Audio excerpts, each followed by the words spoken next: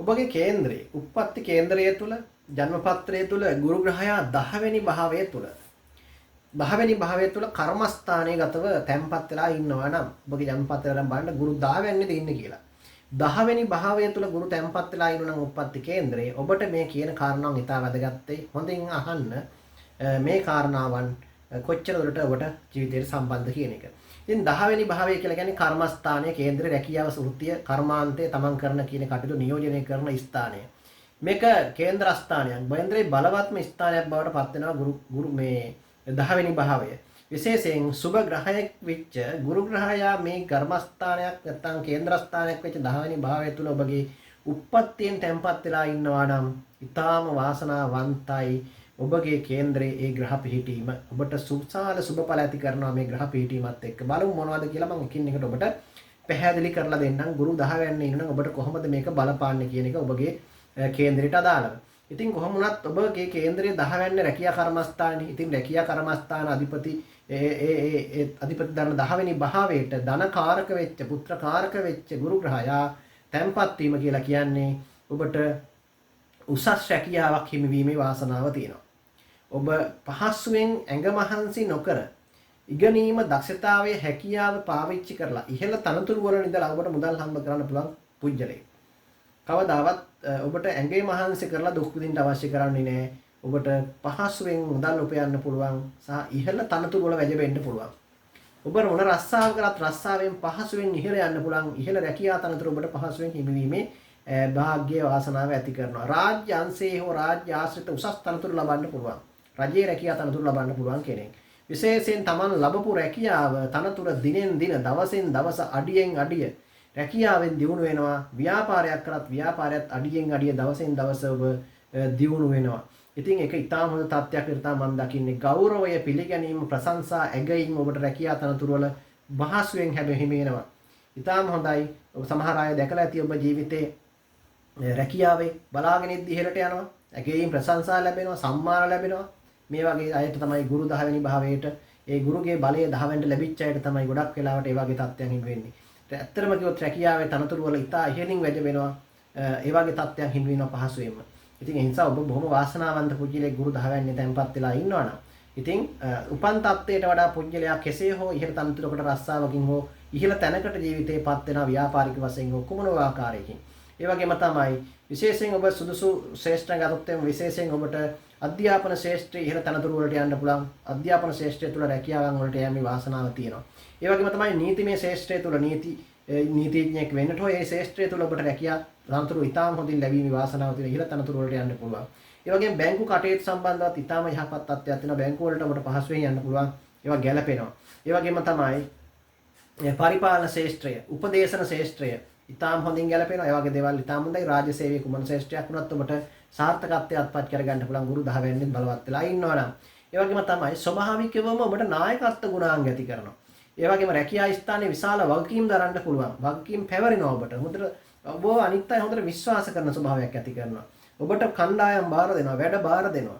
ඒ වගේම නොයෙක් ආකාරයට ඔබ කරන ඔබට දෙන කටයුත්තත් ඔබ වඩාත් හොඳින් කැලලක් ඇති වෙන්නේ නැති වෙන්නේ, ප්‍රශ්නයක් ඇති නොවෙන්න, තමුණුත් බේරලා අනුනුත් බේරගෙන තමන්ගේ වැඩ කරන මිනිස්සුත් බේරගෙන වැඩ කරන්න තමයි ඔබ උත්සාහ කරන රැකියාව තුළ අනිත් අයට කේලම් කියන්න, අනිත් අයව පාවා දෙන්න, අනිත් කෙනෙක් පාගාගෙන යන්න කවදාවත් ඔබ උත්සාහ කරන්නේ සහ කම්පණය කියන එක තියෙනවා. පහළ ඉන්න කෙනාගේ දුක ඔබට දැනෙනවා, සේවකයාගේ දුක ඔබට දැනෙනවා. ඉතින් එහින්දා ඔවුන්ගේ කාරණාවන් වලටත් ඔබ හොඳට අහුම්කම් දෙනවා. ඔවුන්ගෙන් ඔබ දන්නවා වැඩ ගන්න විදිහ හොඳට. රැකියාව තුළ ඔබ තනතුරක ඉන්නවා නම් ඉහළ ඔබ අනිත් අයට වද නොදී අපහසුතාවයකටපත් නොකර ඔවුන්ගෙන් වැඩ ගන්න දක්ෂයි. ඒක ඉතාම වැදගත්. ඉතින් එහින්දා මම හිතනවා ඔබ බොහොම යහපත් පුජ්‍යලයක් විදිහට තමයි සඳහන් කරන්න පුළුවන් මේ ගුරු 10 වෙනිනවා නම් කාටත් එහෙම අපහසුතාවයන් ඇති කරන්න කවදාවත් කටයුතු කරන්නේ නැහැ. ඉතින් ඒ වගේම තමයි සමාජ ගෞරවය ලබනවා. හොඳ ධාර්මිකයා, හොඳ පුජ්‍යලයා ආදී වශයෙන් කීර්ති නාමයක් ප්‍රශංසාවක් ඔබට ලැබෙන්න පුළුවන්. සමාජ කතා බහක් ඇති වෙනවා එහෙම. ඒ වගේම තමයි උසස් තනතුරු නිසා ප්‍රසිද්ධිය ලැබෙනවා, ගෞරවය ලැබෙනවා. විශේෂයෙන් ඔබගේ පීතෘ ස්ථානයක් පිළිබඳව 10 වෙනි සඳහන් කරනවා. ඒ වගේම ප්‍රියාගේ කීර්තියත් වැඩි කරනවා. පියාටත් ඔබ නිසා යම් ආකාරයක දියුණුවක් ඇති කරනවා. ඔබ උප්පත්තියෙන් පස්සේ පියාගේ දියුණුව ඇති කරනවා. ඒ කියන්නේ තාත්තට ඔබට ඔබ ඉපදෙනකොට යම් ආකාරයක ගැටලු තිබුණා. ඔබ ඉපදුනට පස්සේ දෙමව්පියන්ටත් දියුණුයි. හොඳයි. තාත්තගේ රස්සාව නැතුළු තිබුණා රස්සාව හම්බ වෙනවා. රස්සාවේ තනතුරු ලැබෙනවා. අන්න ඒ වගේ තාත්තටත් යහපත් තත්ත්වයක් පියාටත් යහපත් තත්ත්වයක් ඇති කරන ඔබගේ උප්පත්තිය. ඒ වගේම ඔබ වැඩිහිටියන්ට ගුරුවරුන්ට ඉහළ අයට තනතුරු දරන අයට ඔබ ගරු කරනවා. බොහොම නිහතමානී. අන්තයට ගරු කරන පුජ්‍යලයෙක්. ඉතින් ඒ වගේම තමයි ඔබ යුක්තිගරුක පුජ්‍යලයෙක්. කවදාවත් ධර්මයට පටහැනිව වැඩ කරන්නේ නැහැ. ඒ වගේම තමයි ධර්මානුකූලව යුක්තිතාගතව සාධාරණ තීරණ වලට අනුව තමයි කටයුතු කරන්නේ. හොඳට හිතලා බලලා තුලනාත්මකව මෙල්ලා තමයි තීරණ දෙන්නේ සාධාරණත්වයට අගය කරන පුජ්‍යලයෙක්. ඒ වගේම තමයි ඔබ පෙර කරන ලද යහපත් කර්මයන්ගේ ප්‍රතිඵලයක් ලෙස සඳහන් කරන ගුරු ඔබගේ දහවැන්නේ බලවත් වෙනවා කියලා කියන්නේ ඔබ පෙර ආත්මවල යහපත් කර්ම කරපු එකේ හොඳ වැඩ කරපු එකේ ප්‍රතිඵලය. ඔබ හොඳ රස්සාවක් කරලා දෙනවා. ඔබ රස්සාව නිවැරදිව කරලා දෙනවා පෙර ආත්මවල. ඒ නිසා තමයි මේ ආත්ම හොඳ රස්සාවක් ලැබෙන්න තනතුරු වලින් උසස් වෙන්නේ. ඉතින් ඒ වගේම ගුරුගේ විශේෂ බලපෑම් තියෙන දහවැනි භාවයේ සිටින ගුරු ග්‍රහයාට තමන්ගේ ස්ථාන දෙලා පහත නමේ පේනවායි කියන්නේ ඔබට දහවැන්නේ ඉන්න ගුරුගේ දෙවැන්න ධනස්ථානයේ පේනවා. ඒකයි බලන්න දැන් ධනස්ථාන රැකියා ස්ථානයේ ඉන්න ගුරුට ධනස්ථානයේ පේනවා. ඉතින් රැකියාවෙන් ධනෙ ලැබෙනවා කියන එක උඩ සාමාන්‍ය දෙයක් නේ. ඉතින් ධනෙ උපේන තැම්පත් ධනයක් වර්ධනය වෙනවා. රැකියා ස්ථානයේ ගුරු බලවත් වෙනකොට දෙවැන්න ධනස්ථානයේ පේනවා ගුරුට. දෘෂ්ටි වැටෙනවා ගුරුගේ සක්තම බලවත් දෘෂ්ටි පූර්ණ දෘෂ්ටිය.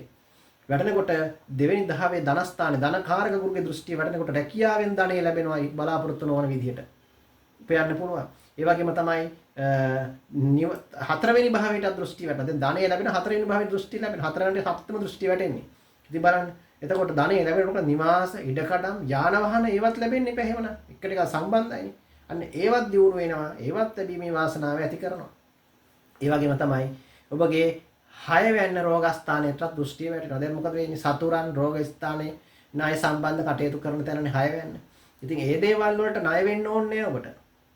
මොකද අතන දැහැවැන්න රැකියාව බලවත්, හොඳට ධනස්ථානයේ බලවත්. එහෙමනම් ණය වෙන්න දෙයක් නෑ. ණය ගන්නව ණය වෙන්න කැමතිත් නෑ ඔබ. ඒ වගේ නිසා අපහසුතාවයටපත් වෙයි කියන ඔබ තුළ බයක් ඇති කරනවා. ඒ නිසා කාගෙන්වත් ඔබ අතපාන්න කාගෙන්වත් ඉල්ලගෙන කන්න ඔබ කැමති පුජ්‍යලයක් නෙවෙන්නේ නෑ. ඉල්ලන්නේ නෑ. ඔබ තියෙන විදිහට ඔබගේ දේවල් කල්පනා කරන ජීවත් වෙනවා. ඒ වගේම තමයි හැබැයි රෝග වලින් පරිස්සම් වෙන්න ඕන. ලෙඩ රෝග පහසුවෙන් එන්න පුළුවන්. මොකද හේතුව දැන් හොඳට රැකියාවේ වැඩ කරනවා. රැකියාවේ වැඩ කරනකොට ව්‍යායාම ගැන හිතන්න වෙලාවක් නැහැ. ඒ වගේ දේවල් කරනකොට ඒ වගේම තමයි ධනයක් තියෙනවා. දැන් මොකද වෙන්නේ? හොඳට ආහාර පාන ගන්නවා. කෑම කනවා. දැන් ලෙඩ වෙන්නත් පුළුවන් ඉතින්. එකට එක සම්බන්ධයි. බලන්නකො. 6 වෙනිට වැටෙන රෝගස්ථානේ. ඉතින් රාත්‍රෝ ස්ථානයේ සත්වේව දැන් මෙහෙම ඉන්නකොට අනිත් සතුරන්ටත් බලන් ඉන්න බෑ. සතුරු කරදරත් ඇති කරන්න පුළුවන් හැකියාව වැඩි නිසා ළඟ ඉන්න අයගෙන් කැමෙන් බීමෙන් පව ඔබ පරිස්සම් වෙන්න ඕන. දහවැන්නේ ගුරු ඉන්නවනම් තමන්ගේ ළඟම ඉන්න අය තමයි තමන්ට හානි කරන්න බලාගෙන ඉන්නේ. ඉතින් ওই දේවල් තමයි සඳහන් කරන්න තියෙන්නේ. ගුරු ග්‍රහයා 10 වෙනි භාවයේ ඉන්නවනම් ගුරුගේ මහදසාවක් අන්තර්දසාවක් ඔබට ලැබුවොත් හරි කාලෙදී තරුණ කාලෙදී ඔබගේ ජීවිතය ඔබ ඉහළටම ගමන් කරනවා. තනතුරු වලින් උසස් වෙනවා.